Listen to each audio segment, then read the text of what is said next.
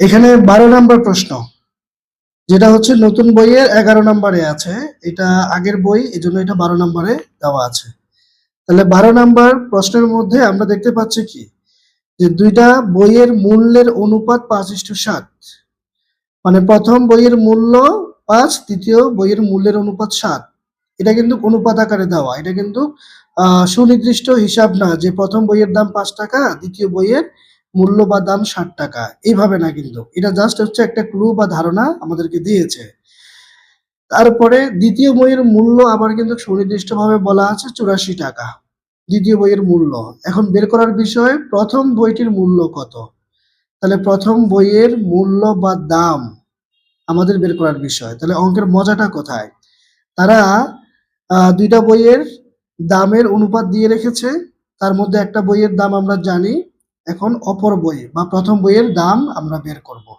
তাহলে এই যে একটা অঙ্কের সৌন্দর্য, হ্যাঁ, এই জিনিসটা যদি আমরা খেয়াল করে অঙ্ক করি, তাহলেই কিন্তু অঙ্কের মজাটা বা সৌন্দর্যটা বা আনন্দটা হচ্ছে আমাদের মনের মধ্যে ফিল হবে। তো এটা করার জন্য এই যে প্রথম লাইনে যে ক্লুটা তারা দিয়েছে, এটাকে আমরা ব্যবহার করব। এখান থেকে আমরা লিখতে পারি যে প্রথম বইয়ের মূল্য অনুপাত বা ইস্টু দ্বিতীয় বইয়ের মূল্য সমান 5:7। তাদের এই কথাটাকে আমরা ব্যবহার করে তারপরে সমাধান আকারে আমরা লিখে ফেলতে পারবো। লিখে ফেলে আমরা বের করে ফেলতে পারবো প্রথম বইয়ের মূল্য কত। তাহলে দুইটি বইয়ের মূল্যের অনুপাত 5:7। এই কথাটাকে যদি আমরা লিখতে চাই, তাহলে আমরা লিখব, দেওয়া আছে। তাদের এই কথাটাকে আমরা অনুপাত আকারে লিখব, যে প্রথম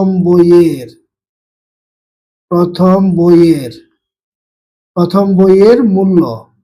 প্রশ্ন কি ক্লিয়ার বুঝতে পেরেছেন?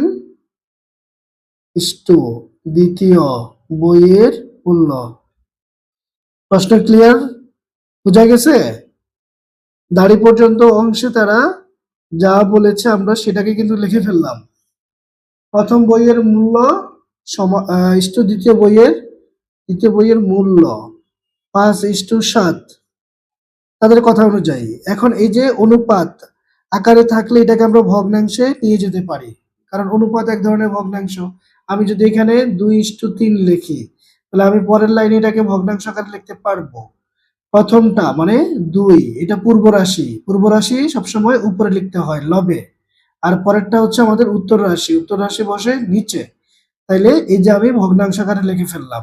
অনুপাতকে ভগ্নাংশ আকারে লেখা যায়, আর অনুপাতের কোনো একক থাকে না, কারণ এই দুটোটা কিন্তু সেম এককে থাকে। এটা মিটার থাকলে এটা মিটার, এটা টাকা থাকলে এটা টাকা, এটা পয়সা থাকলে এটা পয়সা, ফলে উপরে নিচে এককগুলো কাটা যায়। এই জন্য অনুপাতের কোনো একক থাকে না।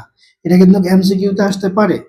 হ্যাঁ, এবার আসেন, তাহলে এই যে অনুপাতটাকে এখন যদি আমরা ভগ্নাংশ আকারে লিখি, তাহলে উপরে চলে যাবে প্রথম বইয়ের মূল্য অনুপাত আকারে আছে, এবার আমরা ভগ্নাংশ আকারে নিয়ে আসতেছি।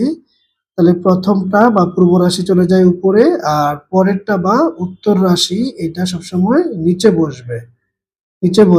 তা আসেন এখানেও তাই, 5 চলে গেছে উপরে, 7 চলে আসছে নিচে। এবার বা দিয়ে এবার সুনির্দিষ্টভাবে আমাদেরকে তারা কোন বইটির মূল্য দিয়ে রেখেছে, সুনির্দিষ্টভাবে তারা দ্বিতীয় বইটির মূল্য বলেছে কত, 84। তাহলে আমরা দ্বিতীয় বইয়ের মূল্যের জায়গায় 84 বসাইয়া দিব, আর প্রথম বইয়ের মূল্য বের করব। তাহলে এটা নো চেঞ্জ, প্রথম বইয়ের মূল্য যা আছে তাই রাখলাম। এখন দ্বিতীয় বইয়ের মূল্যের জায়গায় আমরা 84 বসাইলাম, আর ডান পক্ষে 5/7 বা 7/5। এবার আসেন আমরা যদি ক্রস গুণন করি বা আড়াআড়ি গুণ করি, তাহলে সেক্ষেত্রে এই প্রথম বইয়ের মূল্যের সাথে 7 গুণ হবে, ঠিক আছে? বা আমরা আড়াআড়ি গুণ না করেও সরাসরি করে ফেলতে পারি। কিভাবে? এই 84 কে আমরা 5 এর সাথে গুণ করে ফেলি। আমরা এই ভগ্নাংশটাকে চেঞ্জ করলাম না, 7/5 নো চেঞ্জ, যা আছে তাই। শুধু 84টা ক্রস গুণন হয়ে 5 এর সাথে চলে যাবে, যেহেতু 5 এর সাথে 84 গুণ, ক্রস গুণ আড়াআড়ি গুণ করলে 5 এর সাথে গুণ হবে। আর প্রথম বইয়ের মূল্য 7 এর সাথে গুণ করলে এখানে আসবে, বাট আবার নিয়ে যেতে হবে, দরকার নাই।